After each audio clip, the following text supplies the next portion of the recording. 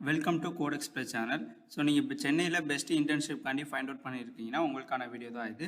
நான் சென்னையில் best internship find out பண்ணுறப்போ எனக்கு பெஸ்ட்டாக கிடைச்சது வந்து பார்த்தீங்கன்னா காஷு இன்ஃபோடெக். இங்கே வந்து பார்த்தீங்கன்னா உங்களுக்கு ஐடி ரிலேட்டடாக இல்லை மற்ற டொமைன்ஸ் ரிலேட்டடாக ப்ராக்டிக்கலாக வந்து உங்களுக்கு இன்டர்ன்ஷிப் கண்டக்ட் பண்ணியிருப்பாங்க.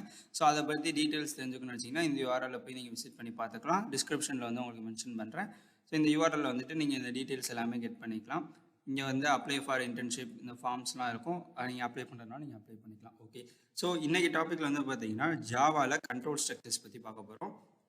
ஸோ இந்த கண்ட்ரோல் ஸ்ட்ரக்சர்ஸில் வந்து பார்த்தீங்கன்னா conditional statements and loops concept அது எல்லாமே வரும். லூப்ஸ்னால் list processing object oriented programming structure அப்படின்னு சொல்லுவோம். இதில் வந்து பார்த்தீங்கன்னா இந்த லூப்ஸை பொறுத்தவரை ஒரு ஸ்டேட்மெண்ட், அதாவது ஒரு கண்டிஷனை வந்து நம்ம திரும்ப திரும்ப வந்து ரன் பண்ணணும் அப்படின்னு நினைக்கிறோம்னா அந்த மாதிரி இடத்துல எல்லாம் வந்து அந்த லூப்ஸ் கான்செப்ட் வந்து நமக்கு தேவைப்படும்.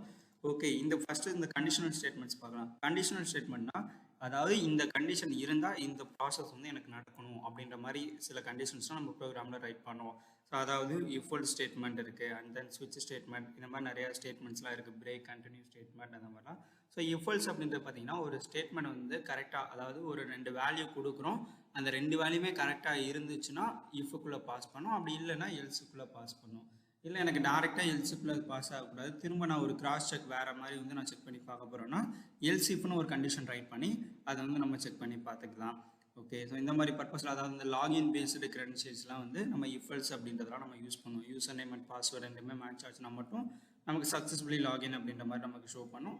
அப்படி இல்லை அப்படின்னா இன்வேலிட் யூசர் அந்த மாதிரி ஷோ பண்ணும். அதுவும் இல்லை வெறும் யூசர் நேம் அண்ட் பாஸ்வேர்டு எதுவுமே என்டர் பண்ணாமல் டேரெக்டாக சப்மிட் பட்டனை கிளிக் பண்ணாங்கன்னா ஃபில் ஆல் தி டேட்டாஸ் அந்த மாதிரி வந்து டீட்டெயில்ஸ்லாம் ஷோ பண்ணுவோம்ல, அதெல்லாம் வந்து எல்சிஃப் கண்டிஷனில் வந்து நம்ம ரைட் பண்ணி வச்சுருப்போம். ஓகே, அந்த மாதிரி இடத்துலலாம் வந்து இஃபல்ஸ் அப்படின்றது தேவைப்படும்.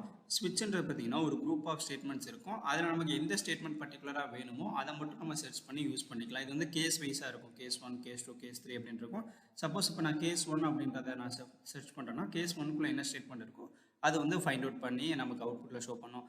இதே கேஸ் 2 அப்படின்றத நான் சர்ச் பண்ணேன்னா 2 அப்படின்ற கேஸில் என்ன ஸ்டேட்மெண்ட் இருக்கோ அதை வந்து நமக்கு ஷோ பண்ணி காட்டும். அப்படி இல்லை நம்ம அதில் கேஸில் இல்லாத ஒரு ஸ்டேட்மெண்ட்டை நம்ம சர்ச் பண்ணி பார்த்தோம்னா அது டிஃபால்ட் அப்படின்னு ஒரு ஸ்டேட்மெண்ட் இருக்கும், அதுக்குள்ளே என்ன கண்டிஷன் எழுதியிருக்குமோ அது வந்து நமக்கு அவுட்புட்டில் ஷோ பண்ணி காட்டும். ஓகே, ஸோ இதில் லூப்பிங்ஸில் வந்து பார்த்தீங்கன்னா for loop, while, do while அப்படின்றது. ஸோ ஃபார்னா வந்து பார்த்தீங்கன்னா, ஸோ பிஃபோர் தட் ஃபாருக்கு வைல் அண்ட் டூ வைல் தெரிஞ்சுக்கலாம்.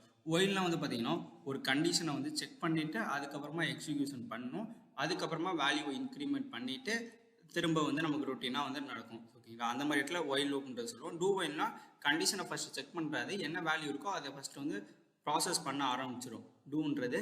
அதுக்கப்புறமா போயிட்டு லாஸ்ட்டாக வந்து கண்டிஷன் செக் பண்ணி இன்க்ரிமெண்ட் பண்ணுறது, அந்த மாதிரி ப்ராசஸ்லாம் பண்ணி ஒர்க் பண்ணிச்சா அது டூ வைல்னு சொல்லுவோம். இந்த ஃபார் லூப்ன்றது பார்த்தீங்கன்னா, ஸோ இந்த ஒயிலும் டூ வைலும் தனித்தனி லைனில் கொடுத்தது வந்து சேம் லைன்லேயே வந்து நமக்கு டிக்ளேர் பண்ணியிருப்போம். அதாவது வேரியபிள் டிக்ளேர் பண்ணுறதா இருக்கட்டும், கண்டிஷன் கொடுக்குறதா இருக்கட்டும், and then increment decrement operate declare பண்ணுறதா இருக்கட்டும், இது எல்லாமே வந்து நம்ம சேம் லைன்ஸில் வந்து நம்ம டிக்ளேர் பண்ணுவோம். ஸோ இதெல்லாம் வந்து பார்த்தீங்கன்னா லூப்ஸ் கான்செப்ட்டில் வரும். ஸோ இந்த மாதிரி உங்களுக்கு ஜாவா ரிலேட்டடாக இந்த மாதிரி நீங்கள் தெரிஞ்சுக்கணும் வச்சுன்னா கோட் எக்ஸ்பிரஸ் சேனலை சப்ஸ்கிரைப் பண்ணிக்கோங்க. அண்ட் தேங்க்ஸ் ஃபார் வாட்சிங்.